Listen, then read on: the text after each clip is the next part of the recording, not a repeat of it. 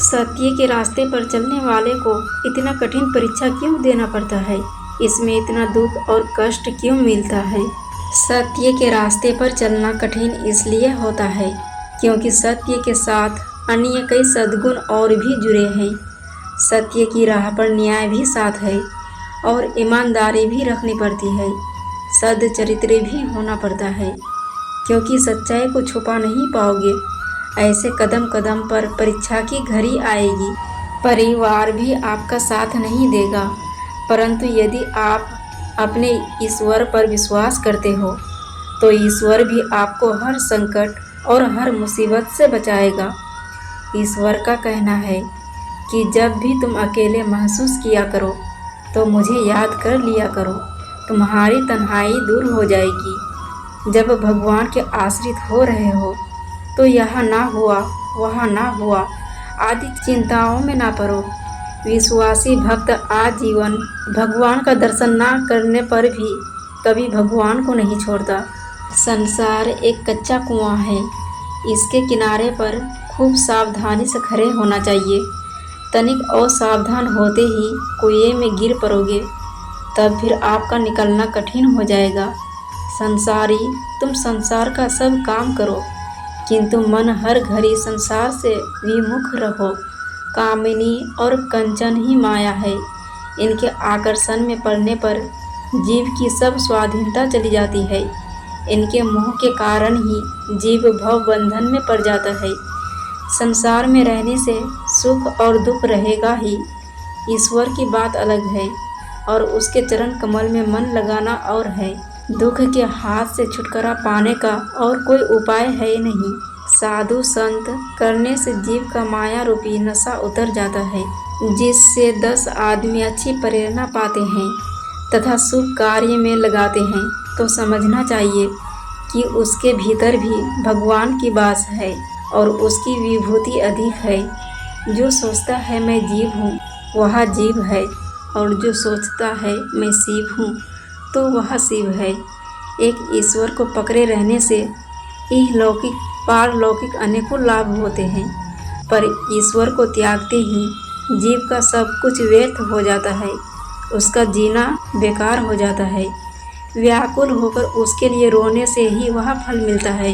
लेकिन आज के मनुष्य तो अपने लड़के बच्चे के लिए, रुपये पैसे के लिए कितना रोते हैं, लेकिन क्या कोई भगवान के लिए एक बूंद भी आंसू टपकाता है? उसके लिए रोता है। अगर आंसू ही बहाना है तो ईश्वर के लिए आंसू बहाओ, तब उसको पाओगे। ईश्वर कहते हैं उदास ना हो, मैं तेरे साथ हूँ। पलकों को बंद कर और दिल से याद कर, मैं कोई और नहीं, बस तेरा ही विश्वास हूँ। मुँह में राम और बगल में ऐसा विश्वास चाहिए कि मैंने उसका नाम लिया है। इससे अब मेरे पाप कहाँ और अब मेरे बंधन कहाँ। एक ईश्वर ही सबका गुरु होता है। जब तक अज्ञान है तभी तक आपको 84 लाख योनियों का चक्कर काटना है। दूसरों को सिखाने के लिए व्याकुल मत होना, जिससे आपको ज्ञान के भक्ति की प्राप्ति होती है। ईश्वर के चरण कमल में मन लगता है, वही उपाय करो। पर निंदा और पर चर्चा कभी ना करो। विश्वास तारता है और अहंकार डुबाता है। पहले संसार करके पीछे भगवान की प्राप्ति की इच्छा करते हो। ऐसा ना करके पहले भगवान को लेकर तब पीछे संसार करने की इच्छा क्यों नहीं करते? इससे बहुत सुख पाओगे। सात्विक साधक में बाहरी दिखावे का भाव भी तनिक रहता। जो मूर्ख वासना के रहते गेरुआ वस्त्र धारण करता है, उसका यहाँ लोक और परलोक दोनों ही नष्ट हो जाते हैं। देह को चाहे जितना सुख और दुख हो, भक्त उसका ख्याल नहीं करते। उनकी वृत्ति तो प्रभु के चरणों में अनन्य भाव से लगी रहती है। ईश्वर द्वारा ली गई हर परीक्षा सिर्फ इंसान की प्रगति के लिए होती है। अपने स्वामी के जीवित रहते ही जो स्त्री ब्रह्मचारिणी धारण करती, वह नारी नहीं है, वह तो साक्षात भगवती है। ईश्वर का प्रेम पाकर मनुष्य सारी बाह्य वस्तुओं को भूल जाता है। जगत का ख्याल उसको नहीं रहता। यहाँ तक कि सबसे मैं अपने शरीर को भी भूल जाता है। जब ऐसी अवस्था आवे तब समझना चाहिए कि प्रेम प्राप्त हुआ। अहंकार करना व्यर्थ है। जीवन यौवन कुछ भी हो यहाँ, लेकिन सब एक दिन रोएगा। सब दो घड़ी का सपना है। महान संकट पड़ने पर आगे पीछे वही हमारी रक्षा करने वाले होते हैं। जो काया और मन उन्हीं के चरणों में अर्पण है। कीर्तन के सामने मुक्ति भी लज्जित होकर भाग जाती है। कलयुग में नाम स्मरण और हरि कीर्तन से जीव मात्र का उद्धार होता है। सब दोनों में श्रेष्ठ अन्नदान है और उससे भी श्रेष्ठ ज्ञान दान है। बैठकर राम नाम के ध्यान का अनुष्ठान करें। उसे में मन को दृढ़ कर एक निष्ठा भाव में मग्न हो जाए। इससे बढ़कर और कोई साधन नहीं है।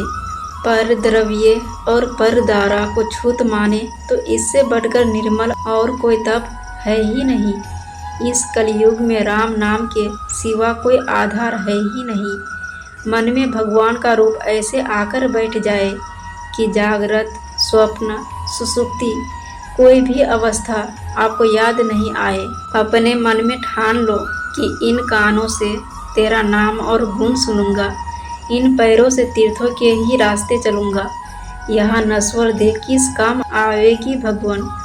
मुझे ऐसी परम भक्ति दे कि मुँह से तेरा ही नाम अखंड रूप से लेता रहूं। अपनी स्तुति और दूसरों की निंदा है गोविंद मैं कभी ना करूं। सब प्राणियों में हे राम मैं तुम्हें ही देखूं और तेरे प्रसाद से ही संतुष्ट रहूं। भगवान का आवाहन किया। इस पर आवाहन में वीरांजन का कुछ काम नहीं। जब चित्त उसी में लीन होता है तो गाते नहीं बनता। जो सब देवों का पिता है उसके चरणों की शरण लेते हैं तो वह सारी माया छूट जाती है और सब द्वंद्व नष्ट हो जाते हैं।